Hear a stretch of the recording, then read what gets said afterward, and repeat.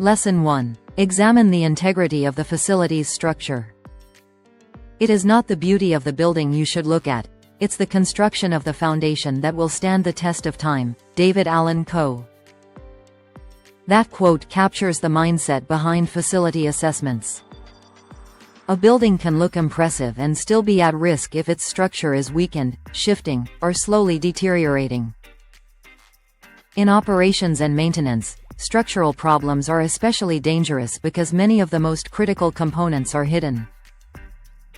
Your goal is not to engineer the building, but to recognize indicators early, document them clearly, and escalate appropriately before the building's safety, comfort, or mission is impacted.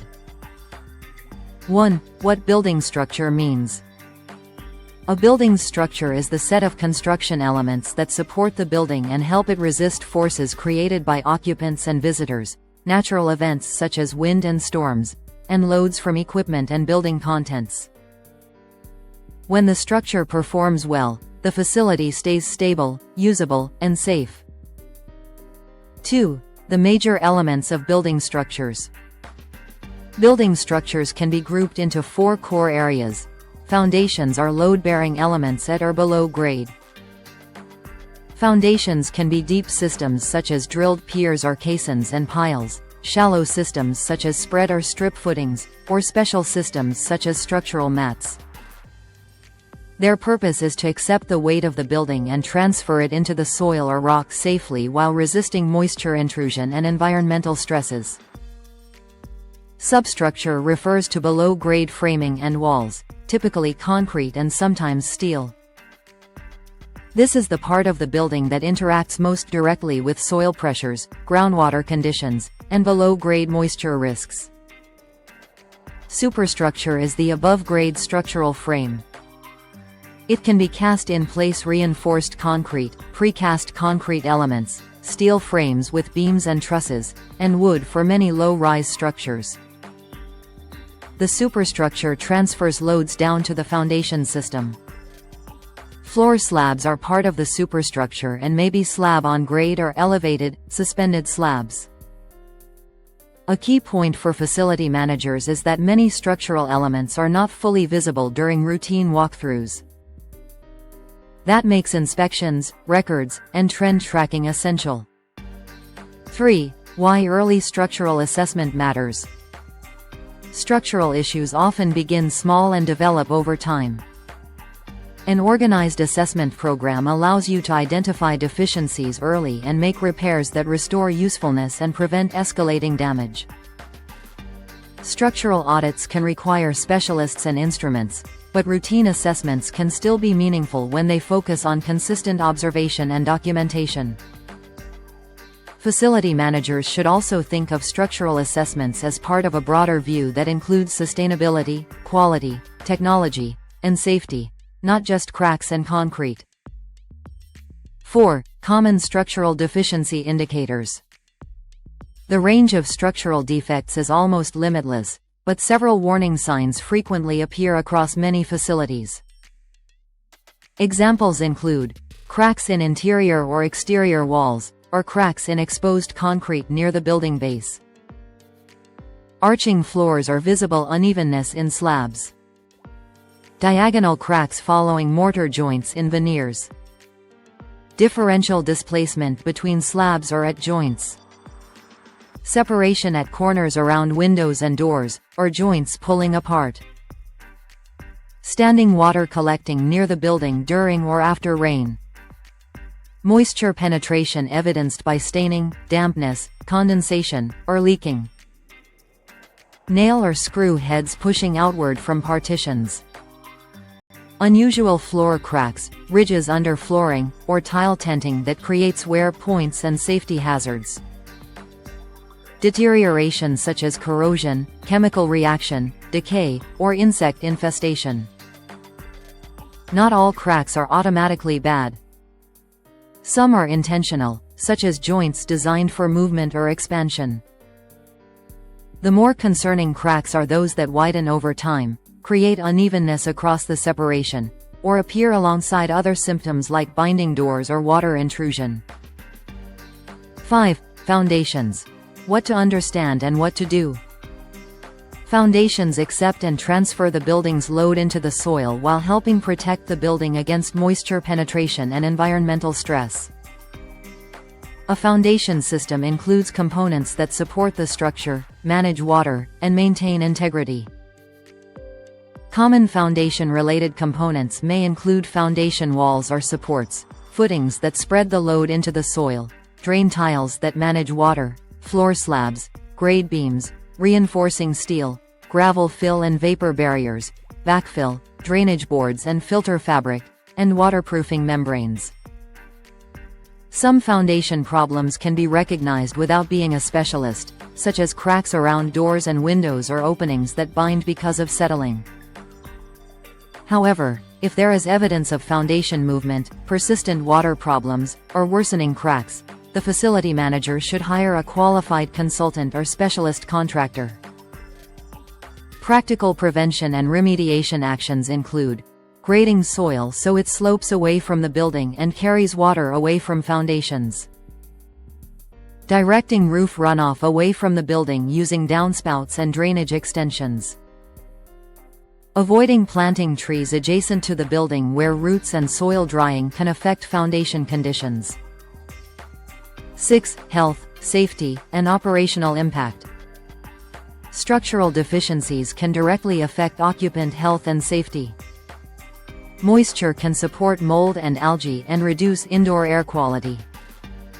Deterioration of wood or other materials can compromise load-bearing capacity. Cracks in floors and walls may indicate structural shifts. Poorly fitting doors and windows can cause energy loss and security weaknesses. Uneven treads, loose railings, and uneven floors create trip and fall hazards. Standing water can damage equipment and electrical systems and create unsafe walking conditions. 7. Natural disaster considerations. Natural hazards such as storms, floods, earthquakes, landslides, and lightning-related fires increase risks for most facilities. While operations and maintenance cannot eliminate these hazards, facility managers can retain experts to analyze vulnerabilities and improve resilience, especially when planning renovations or capital improvements. Lesson 1 takeaway. Structural assessment is about early detection, careful documentation, and timely escalation. The facility manager's value comes from recognizing warning signs, protecting safety, and reducing life cycle cost impacts. Lesson 2. Examine the facility's external structures and elements. Exterior conditions shape the first impression of a facility, but exterior assessments go beyond appearance. Exteriors protect the building from weather, control energy performance, manage moisture, and support safety and wayfinding. Exterior structures include the building envelope and any separate structures on the site. 1. The building envelope and why it matters. The building envelope is the system that keeps weather and noise out and keeps heating and cooling in. It includes elements such as exterior walls, facades, curtain walls, windows, skylights, and roofs. When envelope elements fail, the result is often water intrusion, higher energy cost, comfort complaints, and accelerated deterioration of interior finishes and equipment. Curtain walls and exterior insulation finishing system, EIFS, are facade systems attached to the building's structural skeleton. They may be made from aluminum, glass, stone, brick, stucco, concrete, and other materials. Because they span floors and are exposed to temperature change and building sway, they must accommodate movement while maintaining thermal and moisture control. 2. Separate exterior structures. Many facilities also include independent exterior structures such as sheds, guardhouses, pavilions, pools, courts, greenhouses, and outdoor dining structures. These elements may require the same attention to sustainability, security, and safety as the main building, especially if they are occupied, enclosed, supplied with utilities, or used frequently. 3. Common exterior deficiencies. Common exterior deficiencies include deteriorating surfaces, cracks, peeling, rot, moisture staining, spills, stains, and improperly stored materials. Misalignment of windows, doors, corners, and rooflines. Poor joints, anchoring, ventilation, and lighting. Inadequate size, capacity, access, or egress. Deteriorated sealants and mortar joints. Because exterior failures can introduce moisture and safety risks, recurring issues should be treated as priorities. 4. Roof systems, a high-impact exterior component. Roofs must remain weatherproof and withstand seasonal abuse. Improper design, construction, or maintenance can shorten roof life and trigger expensive early replacement. Roofs are generally pitched or low-slope, and many commercial buildings use low-slope membranes. Common roof construction approaches include loose-laid ballasted systems, mechanically fastened membranes, fully adhered membranes, protected membrane assemblies, bituminous roof systems, and single-ply membranes. Single-ply systems may use thermoset membranes, such as ethylene-propylene-diene monomer, EPDM-type materials, or thermoplastics, such as PVC-type materials, with seams formed by adhesives or welding depending on the material. Many roof systems have expected lifespans commonly associated with 10 to 20 years depending on type, environment, design quality, and maintenance.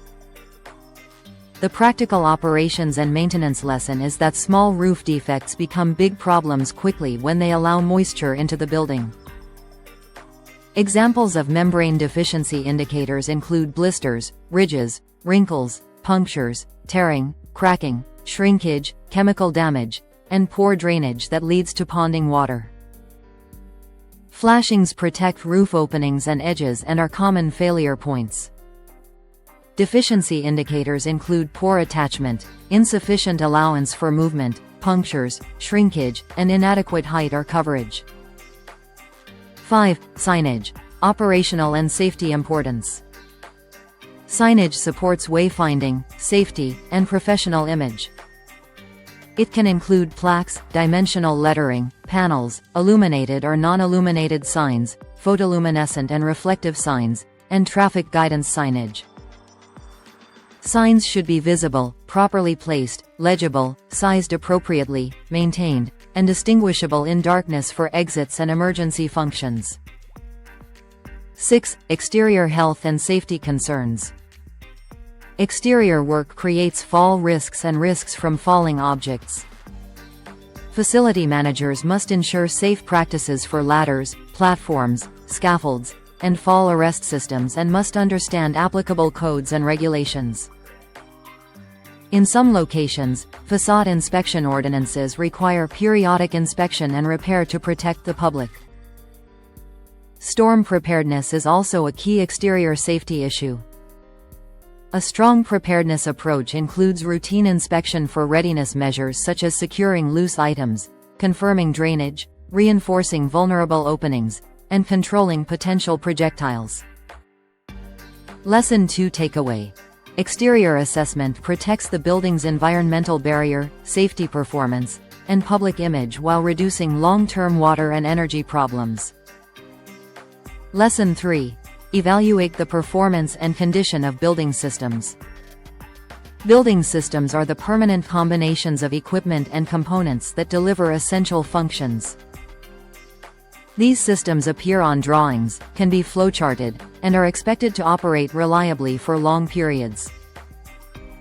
Because systems failures can shut down operations, system condition assessment is central to operations and maintenance. 1. Transport systems. Transport systems move people and materials, including elevators, lifts, escalators, and moving walks. These systems are complex, combining mechanical, electrical, and control technologies.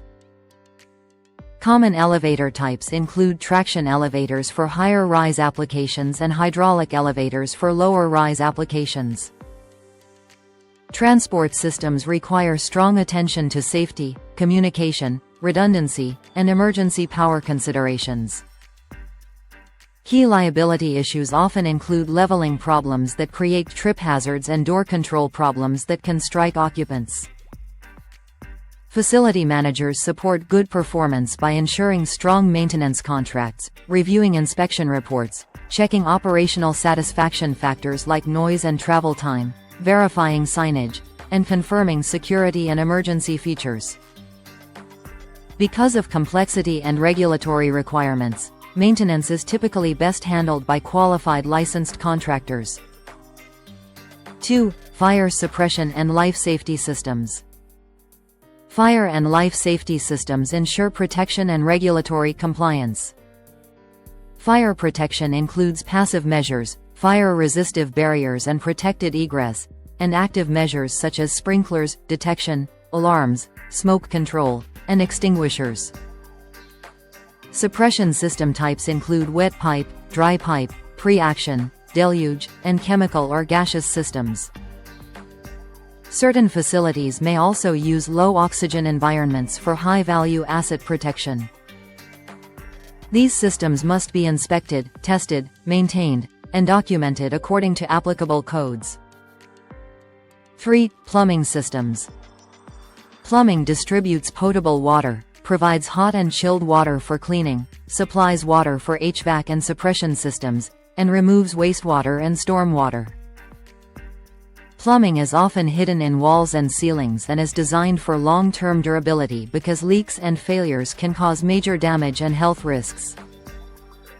Typical components include distribution piping, pumps, controls, wastewater piping and traps, fixtures, heaters, filters, vents, and backflow preventers.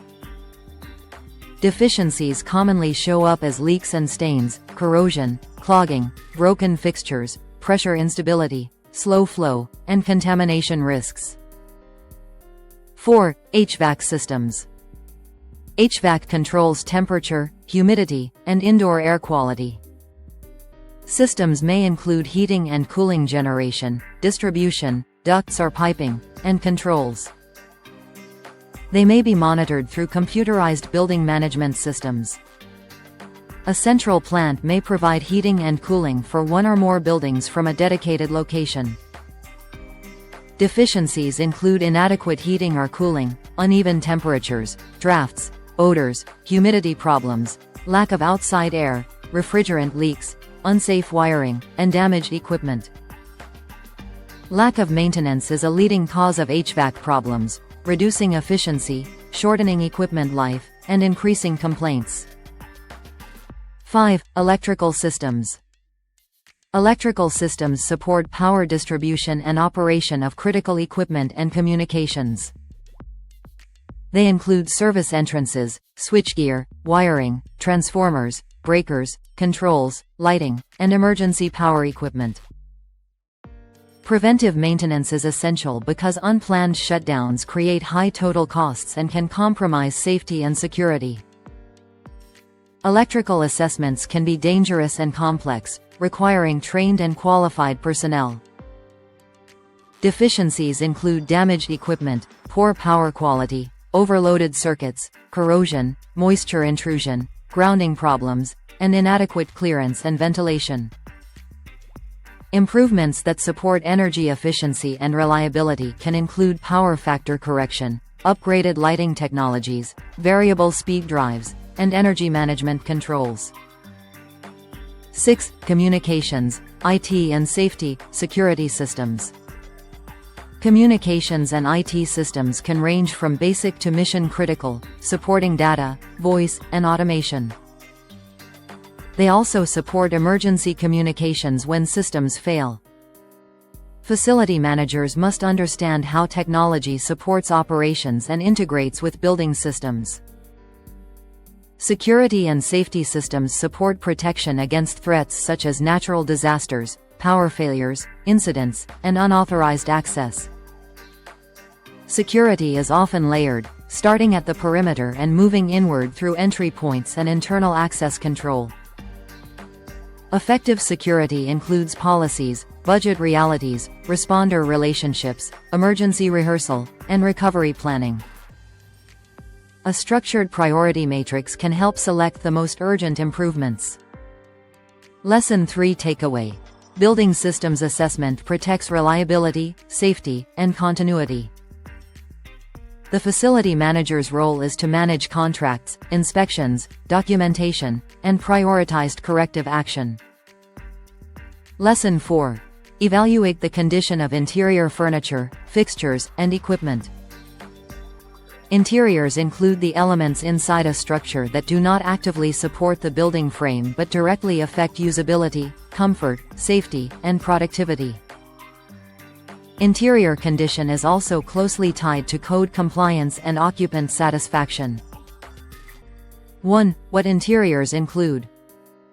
Interior assessment covers openings, doors, frames, windows, vents, access portals, finishes, walls, ceilings, floors, specialties, signage, partitions, protection, storage, equipment, service and operational equipment, and furnishings, casework, furniture, fixtures, accessories. Because the range is broad, interior assessment should be planned, scheduled, and documented systematically. 2. Common deficiencies in interior elements.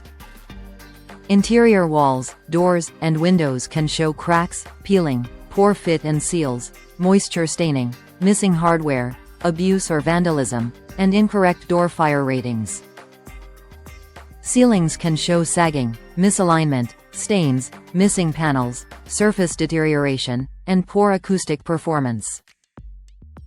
Floors and coverings can show wear, stains, odors, porosity, failed seams, shrinkage, cupping, warping, cracks, and unevenness. Trip hazards may come from loose flooring, uneven transitions, cords, slippery surfaces, or damaged areas.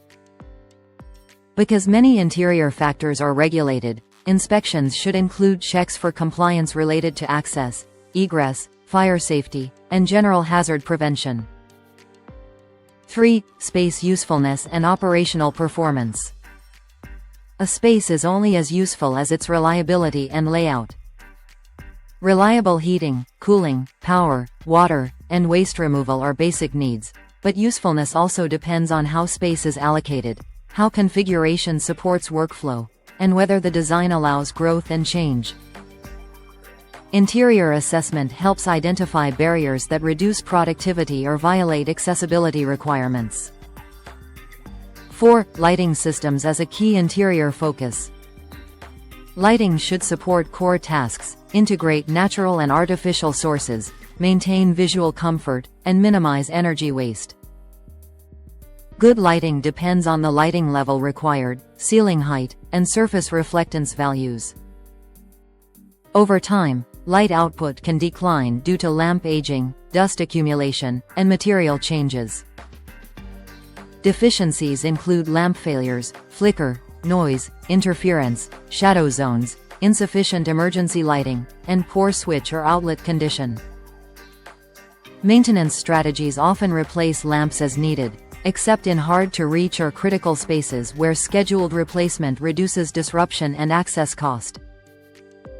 5. Health and safety concerns, air quality and hazardous materials.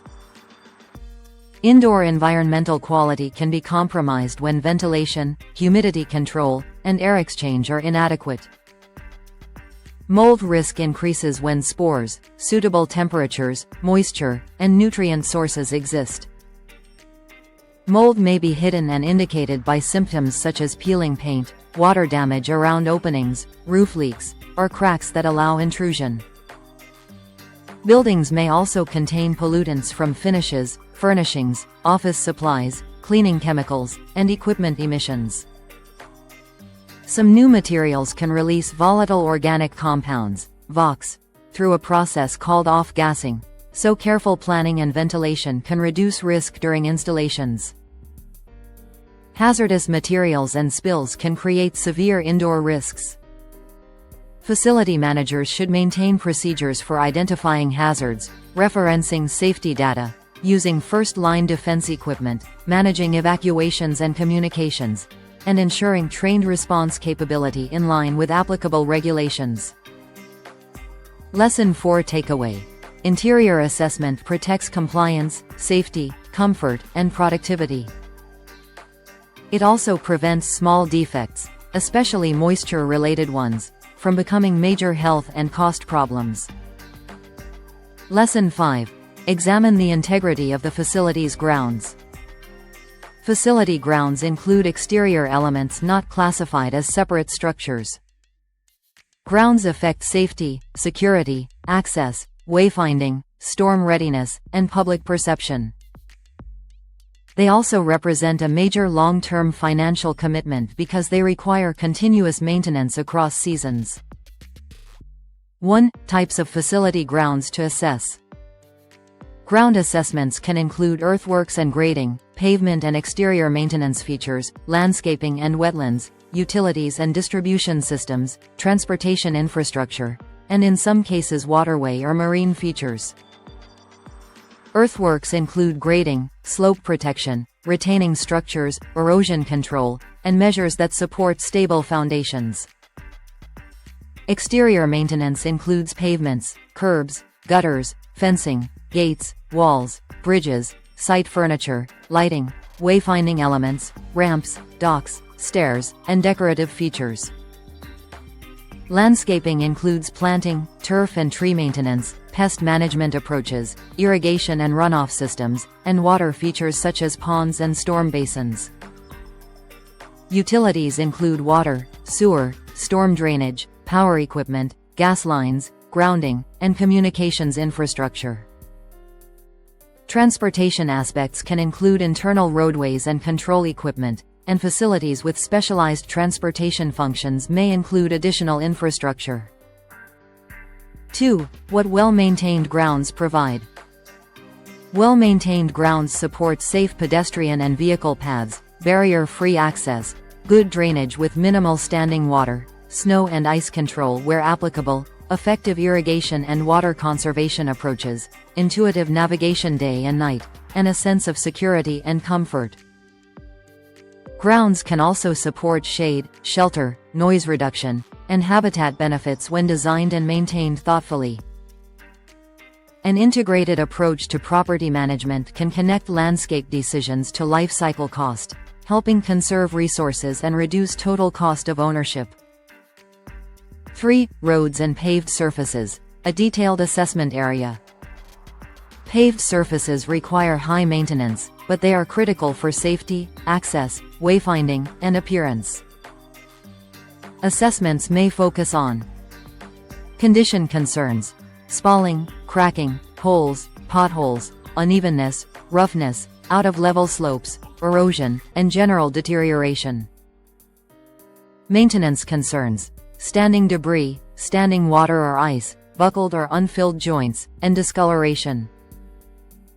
Wayfinding concerns, missing arrows, inadequate surface markings, and lack of traffic calming features.